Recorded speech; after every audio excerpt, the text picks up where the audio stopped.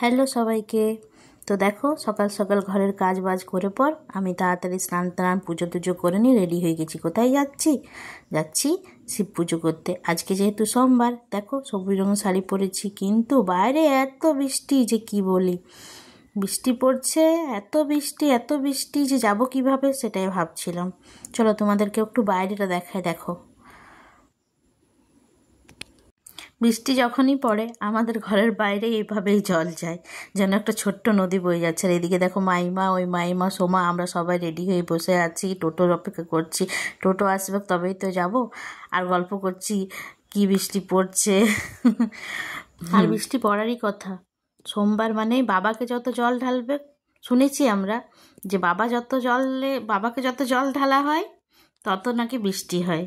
আর ছোটো থেকে দেখেও এসেছি। এই দেখো আমরা পৌঁছে গেছি সবাই। এখানে এই জায়গাটার নাম বাঘরাই চণ্ডী। এখানে শিব ঠাকুরের মন্দির আছে, অনেক অনেক মন্দির আছে।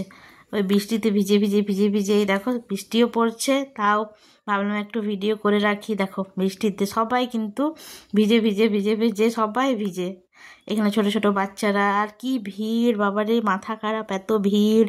ওই বৃষ্টি তো সবাই কিন্তু এসেছে।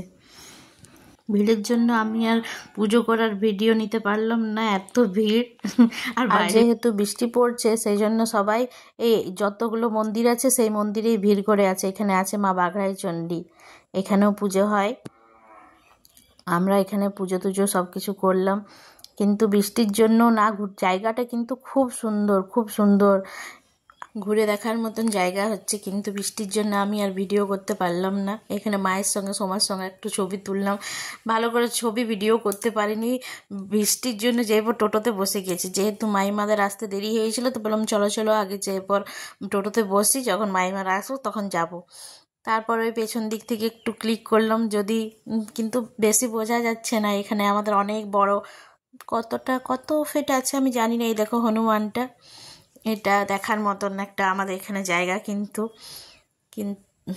কিন্তু ওই বৃষ্টির জন্য চারপাশটা ঘুরে আর আমি দেখাতেই পারলাম না। দিয়ে আমরা পুজো টুজো সব কিছু করে পর এই যে টোটোতে করে আবার বাড়ি চলে আসছি। বাড়ি এসে পর রান্না বান্না, মেয়েকে যেহেতু নিয়ে যায়নি, মাইমাদের বাড়িতে ছিল, ওকে নিয়ে এসে চান টান করালাম, খাওয়া দাওয়া করালাম। তারপর অনেকক্ষণ পর আবার ভিডিও শ্যুট করলাম। রান্না বান্না সব কিছু করার পর মা বলল যেহেতু আমরা ভাত খাবো না, দে আটাটা মেখে আমি লুচিগুলো বেলে দিচ্ছি।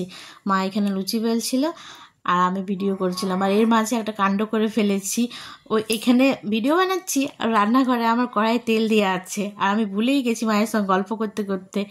দিয়ে হঠাৎ মনে পড়লো আমার তো গ্যাসটা অন করা আছে, এসে দেখো যতটা লাল দাগ আছে অতটা তেল ছিল। এসে পর ধোঁয়া উঠে গেছে, আমার তেলও শেষ, গ্যাসও নষ্ট গেল, তেলটাও নষ্ট গেল, আর এই কড়াইটা কেমন করে মাজতে হবে দেখো। দিয়ে তাও কি করবো, আঁচটা কম, আঁচটা বন্ধ করে পর আমি লুচিগুলো ছেঁকেছি। দেখো লুচিগুলো ফুললো না, যেহেতু তেলটা অনেক গরম ছিল। এমনি অন্যমনস্ক আমার অনেক হয়, আমি অনেক ভুলে যাই, কখনো দুধ উতলে যায়। সবাই বলে যে কি করে এত ভোলা মন, দুধ উতলে যায়, কড়াই গরম হয়ে যায়, অনেকক্ষণ তো কুকারে জল দিয়ে আমি ডাল দিব তা ভুলে যাই। তারপর এই দেখো, এই যে আমার ফুলকো গরম গরম লুচি, আর এখানে তরকারিটা মা করেছে ছোলার ডাল দিয়ে, আলু দিয়ে, টমেটো কাঁচা লঙ্কা দিয়ে, ঘুগনির মতন নিরামিষ তরকারি আজকে। আমরা নুনটা খাই, ভাতটা খাই না। লুচি তরকারি, পরোটা তরকারি এসবই এই শ্রাবণ মাসের সোমবারগুলোতে খায়। আর এই দেখো খাবার নিয়ে বসে গেছি, এখানে আছে লুচি, এখানে তরকারি, এখানে কলাকান্দি কিন্তু আমি নিজের হাতে বানিয়েছি বাড়িতে। চলো তাহলে খাবারটা খেয়ে নিই। আর তরকারিটা কিন্তু দারুণ হয়েছিল, আমার মা কিন্তু দারুণ রান্না করে। চলো তাহলে বাই।